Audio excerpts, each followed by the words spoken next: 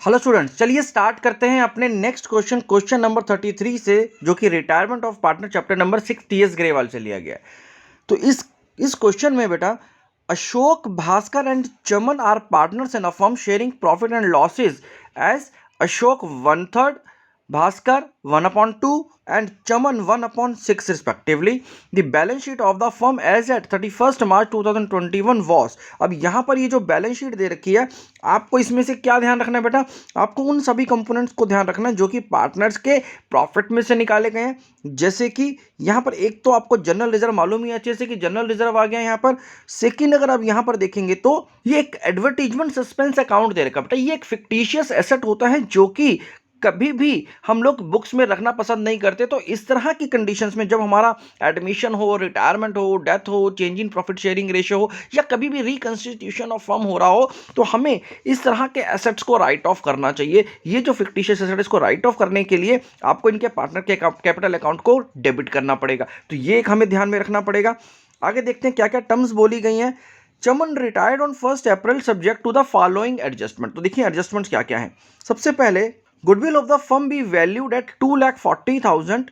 Chaman's share of goodwill be adjusted into the capital account of Ashok and Bhaskar, who will share future profit in the ratio 3:2.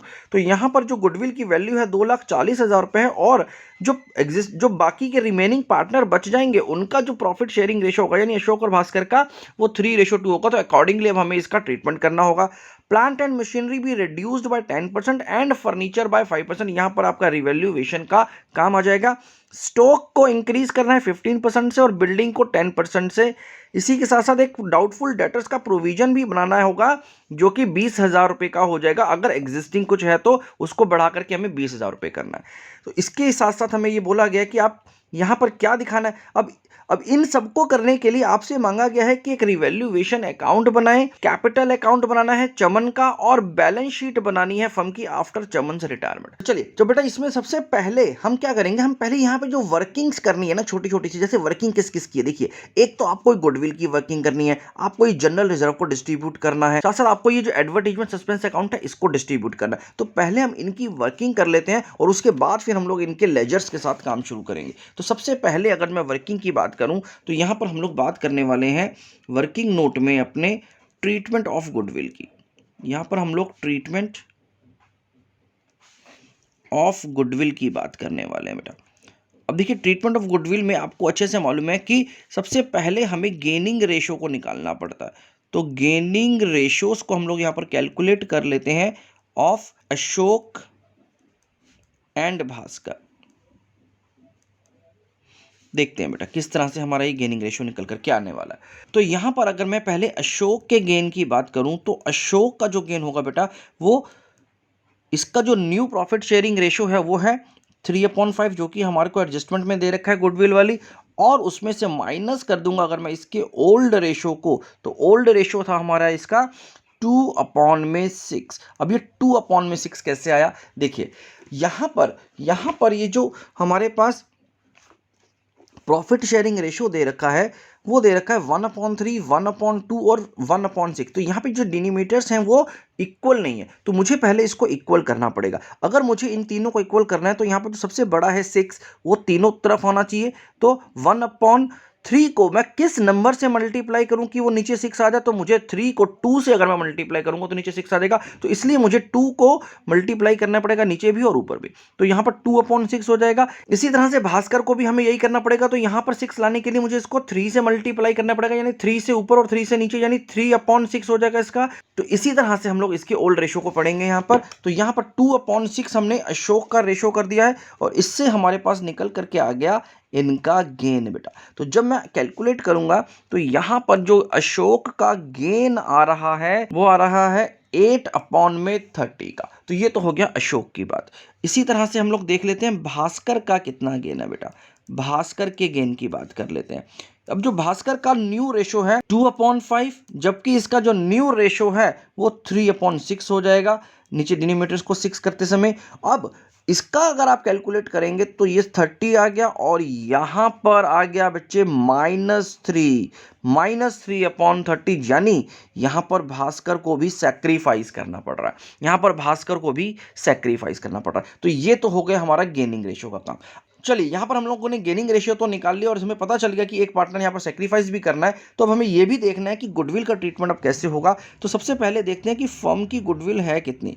तो firm की जो goodwill हमें यहाँ पर question में बताई हुई है वो बताई हुई है बेटा 2,40,000 रुपीज़ की। तो हमें क्वेश्चन नहीं बता दिया, 2,40,000 रुपीज़ फर्म की गुडविल है। इसमें जो हमारा रिटायरिंग पार्टनर है चमन, तो उसमें चमन का जो शेयर है पहले वो देख लेते हैं वो कितना है। तो यहाँ पर जो चमन का शेयर है इन गुडविल वो है 2,40,000 रुपीज़ में उसका जो रेशियो था वो 1/6 था। तो इसका मतलब 40,000 रुपीज़ का अमाउंट तो चमन का बनता है इस गुडविल में, जो कि हम उसको कंपनसेट करेंगे। क्योंकि अब यहाँ पर भास्कर भी यहाँ पर सेक्रीफाइस कर रहा है, तो मुझे भास्कर को भी कंपनसेट करना पड़ेगा। तो भास्कर का जो कंपनसेशन होगा वो उसके गेनिंग रेशो के हिसाब से होगा। और यहाँ पर जो भास्कर का गेनिंग रेशो आ रहा है बेटा वो 3/30 या फिर इसको 1/10 भी बोल सकते हैं, वो आ रहा है। और इसके हिसाब से इसका जो कंपनसेशन बनता है वो 24,000 रुपीज़ का बनता है। और ये दोनों के दोनों अमाउंट अब कौन कंपनसेट करने वाला है? वो अशोक को कंपनसेट करना पड़ेगा, क्योंकि अशोक ही एक ऐसा पार्टनर है जिसको इस पूरे प्रोसेस में गेन हो रहा है बेटा, राइट। तो चलिए ये तो होगी हमारी ट्रीटमेंट ऑफ गुडविल की वर्किंग। अब इसके साथ साथ हम लोग इसके जर्नल रिजर्व की भी बात कर लेते हैं बेटा। यहाँ पर एक जो जर्नल रिजर्व पड़ा हुआ है उसका भी ट्रीटमेंट देख लेते हैं, उसकी कैलकुलेशंस भी करके रख लेते हैं। तो इसमें सबसे पहले अगर मैं बात करूं अशोक की, तो अशोक का जो शेयर होने वाला है, अशोक का शेयर होने वाला है जो जर्नल रिजर्व में, पहले हम उसकी बात कर लेते हैं। तो जो टोटल जर्नल रिजर्व हमें इस क्वेश्चन में बताया हुआ है बेटा, वो बताया हुआ है 2,20,000 रुपीज़ का। तो इस 2,20,000 रुपीज़ में अशोक का जो शेयर है, यानी कौन सा शेयर की बात कर रहे हैं हम, इसके ओल्ड रेशो की बात कर रहे हैं। अशोक का जो ओल्ड रेशो था बेटा वो है 1/3 जो हमें दे रखा है, राइट। तो इसके हिसाब से अगर मैं इसको कैलकुलेट करूंगा तो ये आ जाएगा 7,3,333। आप इसको चाहे 1/3 लिख लें या जो आपने भी कन्वर्ट करके 2/6 लिखा था वो भी लिख सकते हैं। कुल मिलाकर के बात वही बनेगी बेटा, यहां पर तो बात वही आएगी, इसमें कोई फर्क नहीं पड़ेगा। इसी के साथ साथ अब यहां पर अगर मैं भास्कर की बात करूं तो भास्कर का जो शेयर बनने वाला है इस जर्नल में वो देख लेते हैं वो कितना बनने वाला है। तो 2,20,000 रुपीज़ का भास्कर का शेयर है 1/2 का। तो 1/2 के हिसाब से 1,10,000 रुपीज़ भास्कर का शेयर बनेगा जनरल रिजर्व में। और जो तीसरा पार्टनर है चमन, तो चमन का जो शेयर होने वाला है जनरल रिजर्व में हम उसको भी निकाल लेते हैं। तो 2,20,000 रुपीज़ का 1/6 ये इसका शेयर था। तो इसके हिसाब से इसको जो अमाउंट मिलना चाहिए वो 36,667 का अमाउंट मिलना चाहिए। ये होगा रिजर्व का बंटवारा जो कि हमारे पास पड़ा हुआ है पार्टनर्स का पैसा, राइट। चलिए इसके अलावा एक और जो छोटा सा आपको मैंने बताया था कि फिक्टिशियस एसेट भी हमारे पास है बैलेंस शीट में, हम उसकी भी बात कर लेते हैं, यानी advertisement suspense account. Advertisement suspense account का भी ट्रीटमेंट बिल्कुल इसी तरह से करना पड़ेगा। तो यहां पर अशोक का जो शेयर होने वाला है इसमें वो कितना होने वाला है, वो अब यहां पर जो हमारे पास एडवर्टीजमेंट सस्पेंस अकाउंट की वैल्यू दे रखी है बैलेंस शीट में वो दे रखी है बेटा 60,000 रुपीज़ की। 60,000 रुपीज़ इंटू 1/3 करेंगे तो 20,000 रुपीज़ अशोक को देना पड़ेगा। भास्कर का जो शेयर यहाँ पर बन रहा है बेटा, भास्कर का 60,000 रुपीज़ में से इसको मिलेगा 1/2 दैट इज 30,000 रुपीज़। और साथ ही साथ चमन की अगर बात करें तो चमन का जो अकाउंट यहाँ पर डेबिट होने वाला है, जो इसके हिस्से में शेयर आने वाला है वो आने वाला है 60,000 रुपीज़ का 1/6 दैट इज 10,000 रुपीज़। 10,000 रुपीज़। तो इस तरह से आप एडवर्टीजमेंट सस्पेंस अकाउंट को भी राइट ऑफ करेंगे इन पार्टनर्स के कैपिटल अकाउंट्स को डेबिट करके, राइट। तो चलिए ये तो होगी बेसिक सी वर्किंग। तो मोटे तौर पर आपके ये जो वर्किंग नोट्स हैं ये हमें प्रेजेंट करने होंगे, इस तरह से आपको इसको प्रेजेंट करना है। अब स्टार्ट करते हैं अपने रिवैल्यूएशन अकाउंट के साथ। तो चलिए इसका रिवैल्यूएशन अकाउंट बेटा बनाते हैं और इसके रिवैल्यूएशन का अकाउंट को बनाने के लिए देखते हैं हमारे पास क्या क्या इंफॉर्मेशन गिवन है। तो सबसे पहले ये तो गुडविल की ट्रीटमेंट है, तो इसको तो हम लोग इसके कैपिटल अकाउंट में डालेंगे, इसकी वर्किंग हम लोग ऑलरेडी कर चुके हैं। अब सबसे पहले जो यहाँ पर रिवैल्यूएशन अकाउंट से रिलेटेड आ रही है बात, वो आ रही है प्लांट एंड मशीनरी को हमें 10% से रिड्यूस करना है और फर्नीचर को 5% से रिड्यूस करना है। क्योंकि यहाँ पर दोनों रिड्यूस हो रहे हैं हमारे एसेट्स, तो इसका मतलब रिवैल्यूएशन अकाउंट हमारा कहीं ना कहीं डेबिट होने वाला है। तो देखते हैं प्लांट एंड मशीनरी की जो वैल्यू हमारे पास गिवन है इस क्वेश्चन में, वो 4 लाख रुपीज़ की। तो हमारी बुक्स में जो इसकी वैल्यू है वो 4 लाख रुपीज़ है, और उस बुक वैल्यू का 10% यानी कि 40,000 रुपीज़ से हमें प्लांट एंड मशीनरी को और फर्नीचर को 5% यानी 1 लाख रुपीज़ का 5%, दैट इज 5,000 रुपीज़ से फर्नीचर को यहाँ पर कम करना पड़ेगा। तो चलिए इन दोनों की एंट्री पहले रिवैल्यूएशन अकाउंट में कर लेते हैं। तो यहाँ पर रिवैल्यूएशन अकाउंट डेबिट होने वाला है एक तो प्लांट एंड मशीनरी से, प्लांट एंड मशीनरी से 40,000 रुपीज़ से हमारा रिवैल्यूएशन अकाउंट डेबिट हो गया, जो कि 4 लाख रुपीज़ का 10% है बेटा। और साथ ही साथ फर्नीचर भी कम हो रहा है, तो फर्नीचर अकाउंट से भी यहाँ पर 5,000 रुपीज़, जो कि 1 लाख रुपए की वैल्यू का 5% है बेटा, ये रिड्यूस कर दिया हम लोगों ने। तो यहाँ पर ये हम लोगों ने रिवैल्यूएशन अकाउंट में दोनों एंट्रीज कर ली हैं। इसके बाद स्टॉक को इंक्रीज करना है 15% से और बिल्डिंग को 10% से। तो यहाँ पर स्टॉक की वैल्यू कितनी है पहले देख लेते हैं। तो स्टॉक है बेटा हमारे पास 2,50,000 रुपीज़ का। तो इस 2,50,000 रुपीज़ के स्टॉक को 15% से आपको इंक्रीज करना है। तो यहाँ पर ये जो स्टॉक को आपने इंक्रीज करना है, तो यहाँ पर इसकी वजह से हमारा जो रिवैल्यूएशन अकाउंट है वो क्रेडिट होगा। और ये कितने अमाउंट से होगा तो देख लेते हैं एक बार। ये स्टॉक की वैल्यू है हमारे पास 2,50,000 रुपीज़ की, जिस पर आपको 15% का इंक्रीज करना है बेटा। तो जब आप इसको 15% का इंक्रीज करेंगे तो आपके पास जो वैल्यू आ जाएगी वो आ जाएगी 37,500 रुपीज़ की, राइट। इसके अलावा आपको बोला गया था बिल्डिंग को 10% से इंक्रीज करना है, तो यहाँ पर बिल्डिंग आ जाएगा नेक्स्ट में, जो कि फिर से रिवैल्यूएशन अकाउंट को क्रेडिट करेगा। और जो बिल्डिंग की वैल्यू हमारे पास गिवन है वो गिवन है 5 लाख रुपीज़, और 5 लाख रुपीज़ में आपको 10% यानी 50,000 रुपीज़ से बिल्डिंग को बढ़ाना है, और इस वजह से या 50,000 रुपये से हमारा रिवैल्यूएशन अकाउंट क्रेडिट हो जाएगा, जो कि एक फायदे वाली बात है। तो एसेट में यहाँ पर हमें फायदा हो रहा है, एसेट बढ़ रहा है। अगला जो एडजस्टमेंट है यहाँ पर वो बोल रहा है provision for doubtful debts to be raised to 20,000। इसका क्या मतलब हुआ कि इसका मतलब ये हुआ कि यहाँ से रेज लिख दिया, इसका मतलब हमारा पहले से कोई ना कोई प्रोविजन फॉर डाउटफुल डेट बना हुआ है, जिसको अब हमें बढ़ा करके 20,000 तक लेकर के जाना है। तो यहाँ पर अगर आप देखेंगे तो प्रोविजन फॉर डाउटफुल डेट हमारा ऑलरेडी 5,000 रुपये का बना हुआ है, इसको बढ़ा करके कितना करना है 20,000 रुपीज़ करना है। यानी आपको कितना इंक्रीज करना पड़ रहा है provision for doubtful dates, 15,000 rupees का फंड इसमें और डालना पड़ेगा, जो कि एक नुकसान है बेटा। Provision for doubtful debt is always a loss, तो 15,000 रुपीज़ से आपका ये लॉस बढ़ रहा है, तो यहां पर ये डेबिट कर देंगे आप 15,000 रुपीज़ को, और प्रोविजन फॉर डाउटफुल डेट्स के नाम पर ये 15,000 रुपीज़ यहाँ आ जाएगा, जिससे रिवैल्यूएशन अकाउंट डेबिट हो गया बेटा, खत्म हो गया बेटा। यहाँ पर अब ये सारे पॉइंट्स हम लोग देख चुके हैं, तो रिवैल्यूएशन से रिलेटेड अब कोई बात नहीं बची। तो पहले हम लोग इस रिवैल्यूएशन के अकाउंट को क्लोज कर लेते हैं, और उसके बाद देखते हैं कि आगे की क्या एंट्रीज बनती है। तो यहाँ पर जब मैं इसको टोटल करूँगा बेटा, तो ये टोटल आ जाएगा हमारे पास 50 और 37 यानी 87,500 रुपीज़।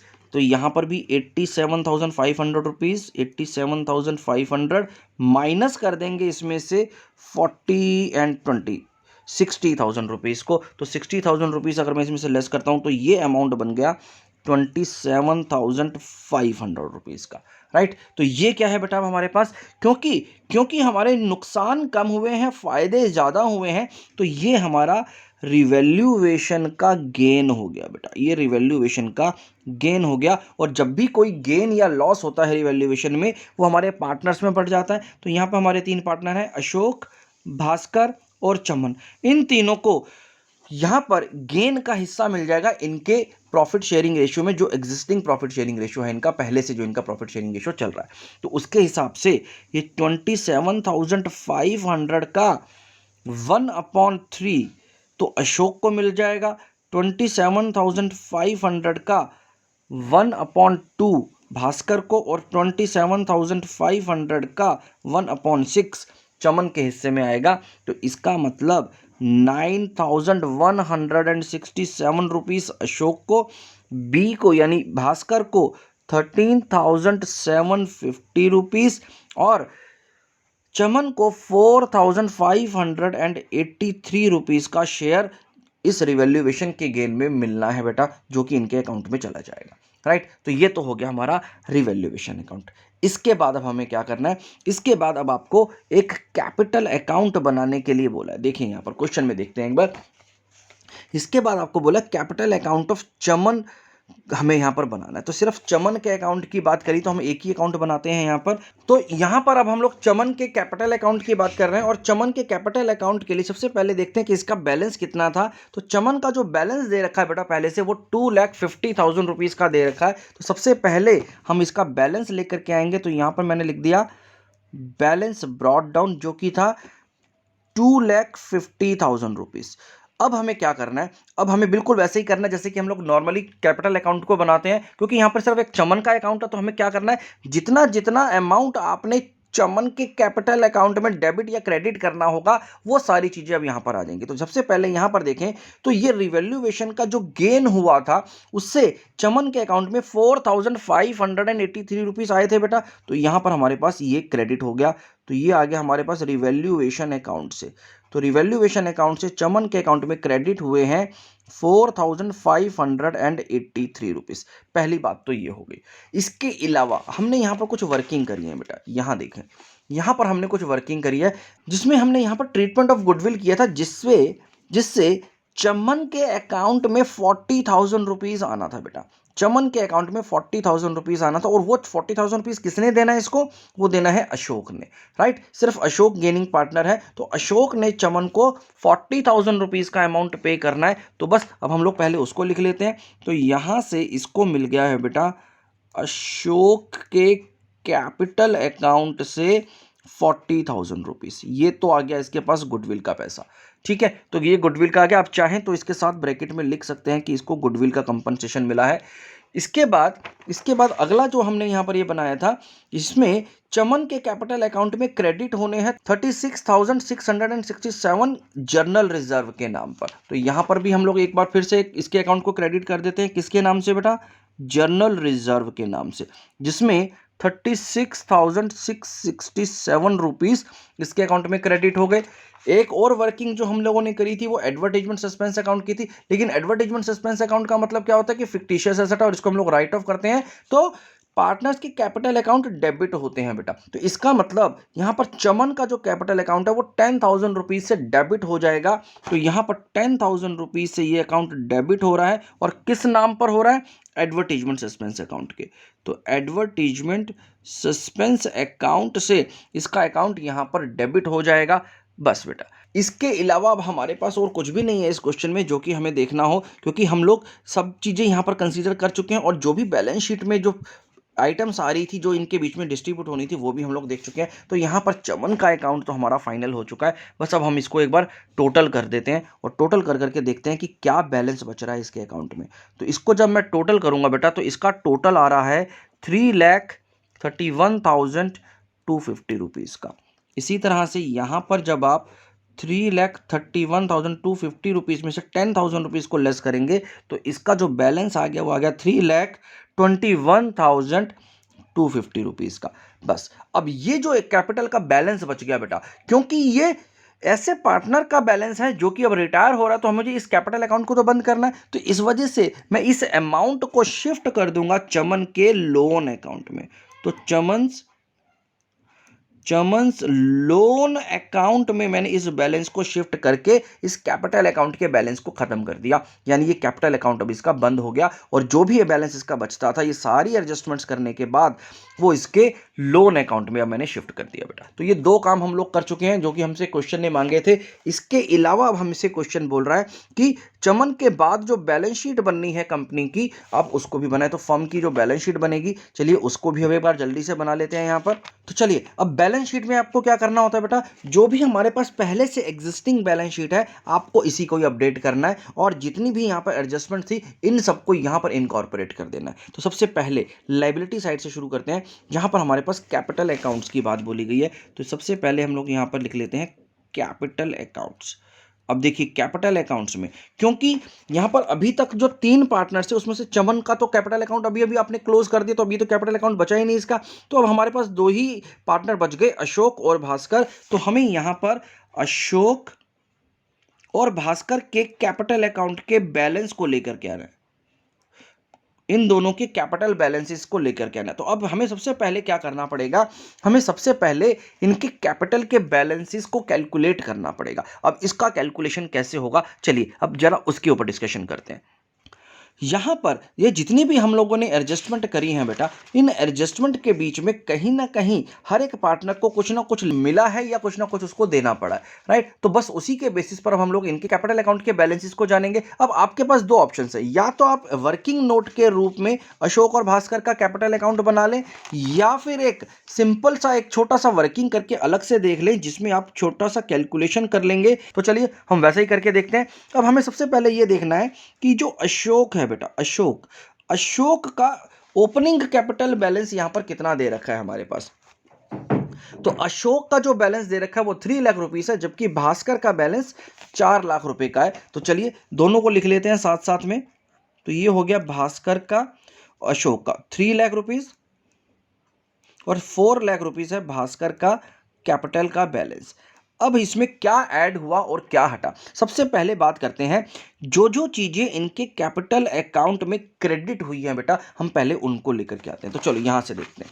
तो अगर मैं यहां पर पहले ट्रीटमेंट ऑफ गुडविल को देखूं, तो ट्रीटमेंट ऑफ गुडविल में भास्कर के कैपिटल अकाउंट में तो जरूर क्रेडिट हुआ है 24,000 रुपया, लेकिन अशोक के कैपिटल अकाउंट से डेबिट हुआ है। तो मुझे अभी सिर्फ पहले क्रेडिट की एंट्रीज को लेना है, फिर हम लोग डेबिट पर वापस आते हैं। तो हम ट्रीटमेंट ऑफ गुडविल को सबसे लास्ट में देखते हैं। इसके बाद हम जनरल रिजर्व की अगर बात करें, तो अशोक को यहां पर जनरल रिजर्व में से 73,333 रुपीज मिले थे, तो वो मैं इसके इसमें ऐड कर दूंगा।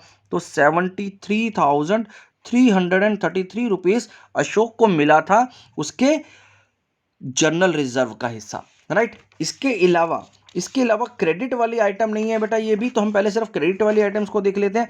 यहां पर ये जो रिवैल्यूएशन का गेन हुआ था, ये जो रिवैल्यूएशन का गेन हुआ था, उसमें अशोक को 9,167 रुपीज हमें दिया था बेटा। तो यहां पर 9,167 रुपीज भी इसको ऐड हो जाएगा इसके कैपिटल अकाउंट में। तो ये बातें तो हो गई जो कि क्रेडिट की थी, इन सबको मैंने इकट्ठा कर लिया।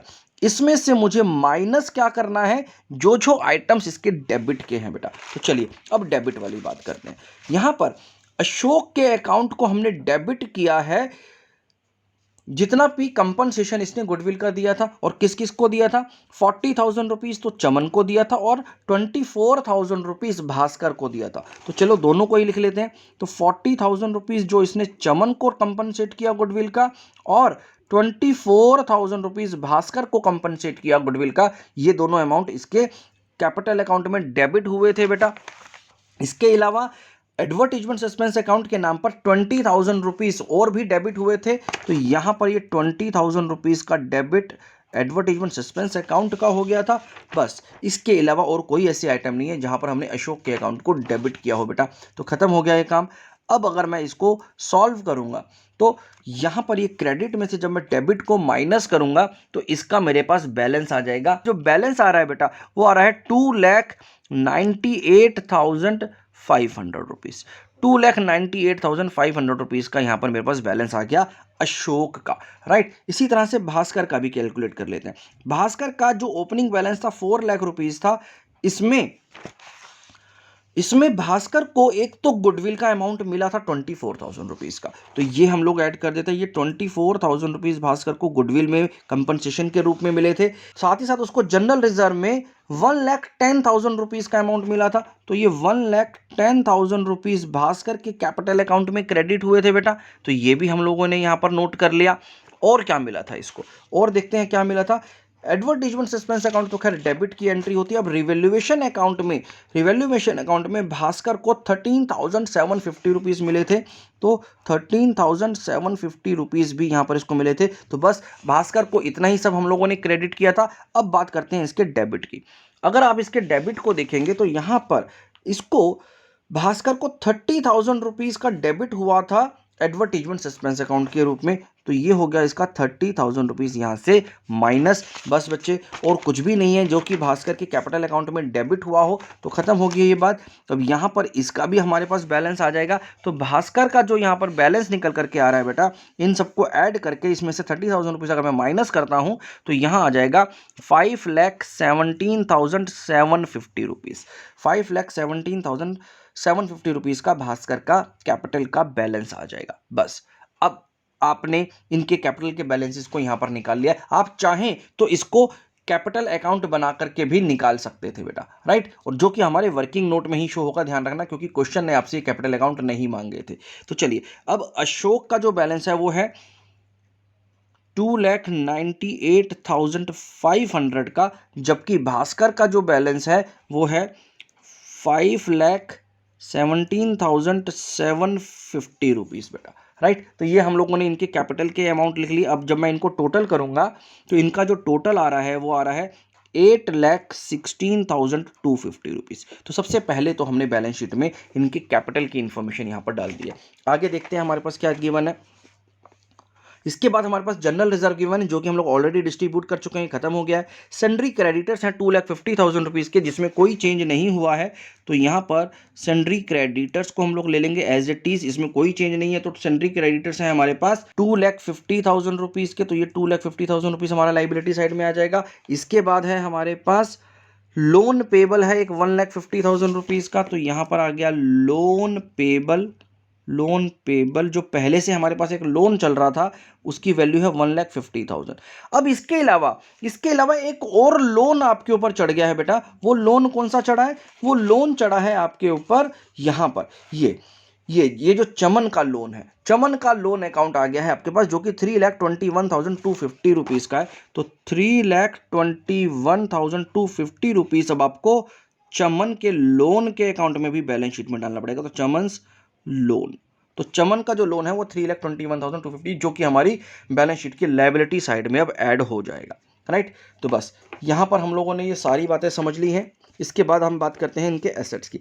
एसेट्स में building, plant, furniture, stock, debtors. यहाँ पर अगर आप देखेंगे तो plant and machinery, furniture, stock और बिल्डिंग, यानी चारों के चारों पॉइंट्स, तो ये चारों के चारों सेट एसेट्स हैं। इनमें कहीं ना कहीं कुछ चेंजेस आए हैं बेटा, इनकी वैल्यूज चेंज हुई है। तो आपको इनकी वैल्यूज को एडजस्ट करना है एज पर दी एडजस्टमेंट गिवन, और साथ ही साथ ये जो प्रोविजन आया है इस प्रोविजन की वैल्यू में भी चेंजेस हुए हैं। तो चलिए इन सबको एक एक करके यहाँ पर लिखना शुरू करते हैं। तो चलिए सबसे पहले हम लोग बात करते हैं बिल्डिंग की। तो बिल्डिंग की अगर मैं बात करूं तो बिल्डिंग का जो अमाउंट हमारी बैलेंस शीट में हमें दे रखा है वो दे रखा 5 लाख रुपीज़ का, जबकि अगर आप देखें तो आपने रिवैल्यूएशन अकाउंट में बिल्डिंग की वैल्यू को 50,000 रुपीज़ से इंक्रीज किया हुआ है बेटा। ये प्रॉफिट के रूप में आया था, यानी बिल्डिंग 50,000 रुपये बड़ी है हमारी, तो इसका मतलब वो 5,50,000 रुपये की हो जाएगी अब, जो कि हमारा एसेट इंक्रीज हो रहा है, राइट। इसके बाद जो सेकंड हमारे पास पॉइंट आ रहा है वो है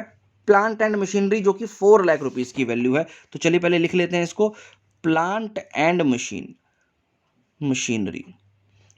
मशीनरी 4 लाख रुपीज़ की थी, जबकि आपने रिवैल्यूएशन अकाउंट में 40,000 रुपीज़ इसको रिड्यूस कर दिया था बेटा। तो अब ये जो 4 लाख रुपीज़ का जो वैल्यू हमारे पास पहले से गिवन था ये अब चेंज होकर के 40,000 रुपये कम हो जाएगा और 3,60,000 रुपीज़ रह जाएगा, ठीक है। आगे देखते हैं। इसके बाद है हमारे पास फर्नीचर 1 लाख रुपीज़ का, और इस फर्नीचर को पहले फर्नीचर लिख लेते हैं यहाँ पर, फर्नीचर जिसकी वैल्यू हमारी बुक वैल्यू 1 लाख रुपीज़ थी, लेकिन रिवैल्यूएशन होने के बाद 5,000 रुपये की वैल्यू इसमें कम हो गई है। तो इसका मतलब अब जो हमारे पास फर्नीचर रह गया है वो 95,000 रुपीज़ का रह गया। अगला स्टॉक है हमारे पास जिसकी वैल्यू 2,50,000 रुपीज़ थी पहले से, तो ये स्टॉक हमारा 2,50,000 रुपीज़ से चेंज होकर के यहाँ पर 37,500 रुपीज़ बढ़ चुका है बेटा, राइट। ये 15% हम लोगों ने बढ़ाया था, तो इसका मतलब अब जो नया स्टॉक की वैल्यू आ जाएगी वो वैल्यू बढ़ करके 2,87,500 रुपीज़ हो जाएगी, जो कि पहले 2,50,000 रुपीज़ थी बेटा। अगला देखते हैं क्या है। इसके बाद है बेटा हमारे पास डेटर्स है हमारे पास। यहाँ पर डेटर्स में तो कोई चेंज नहीं हुआ है, तो डेटर्स की वैल्यू है 1,80,000 रुपीज़, जो कि पहले से ही है। लेकिन हमने इसमें जो प्रोविजन बनाया है, प्रोविजन फॉर डाउटफुल डेटर्स बनाया है, उसमें चेंजेस किए हैं। हमारे पास जो पहले की वैल्यू थी वो 5 लाख रुपीज़ थी, जबकि अब हमने इसको बढ़ा करके 20,000 रुपीज़ कर दिया है। तो ये हमारा 20,000 रुपीज़ का प्रोविजन बन चुका है। तो इसका मतलब यहाँ पर जो नेट हमारे डेटर्स दिखाई देंगे वो दिखाई देंगे 1,60,000 रुपीज़ बेटा। इन दोनों को डिफरेंस को यहाँ पर हम लोग लिखेंगे 1,60,000 रुपीज़ का हमारा डेटर यहाँ पर दिखाई देगा। आगे देख लेते हैं क्या है। आगे हमारे पास है कैश इन हैंड, जो कि 85,000 रुपीज़ का है। तो हमने यहाँ पर कैश इन हैंड लिखा और इसमें कोई चेंज नहीं हुआ, तो 85,000 का 85,000 हम लोग यहाँ पर उतार देंगे। बस बेटा खत्म हो गई बात। एडवर्टीजमेंट सस्पेंस अकाउंट हम ऑलरेडी राइट ऑफ कर चुके हैं, ये पार्टनर्स में बढ़ चुका है, खत्म हो चुका है, और कुछ भी नहीं बचा है हमारे पास इसके लिए। तो बस यहाँ पर हमारी ये बैलेंस शीट भी अब खत्म हो गई है। अब हमें इसका फाइनली टोटल कर करके इस क्वेश्चन को खत्म करते हैं बेटा। तो चलिए इसका टोटल देख लेते हैं पहले कितना आ रहा है। तो जब आप इस बैलेंस शीट को टोटल करेंगे तो यहाँ पर जो टोटल आ जाएगा वो आ जाएगा 15,37,500। और जब आप लाइबिलिटी साइड को भी चेक करेंगे तो यहाँ पर भी सेम टोटल आ रहा होगा, जो कि है 15,37,500। बस बेटा यही था हमारे इस क्वेश्चन का आंसर, जिसमें हम लोगों ने सबसे पहले वर्किंग को समझा, उसके बाद रिवैल्यूएशन अकाउंट बना लिया, कैपिटल अकाउंट बनाया जो कि चमन का था, रिटायरिंग पार्टनर का, और फाइनली हमने यहाँ पर एक बैलेंस शीट को फाइनल किया। नेक्स्ट क्वेश्चन को बेटा नेक्स्ट वीडियो में डिस्कस करेंगे। Thank you very much.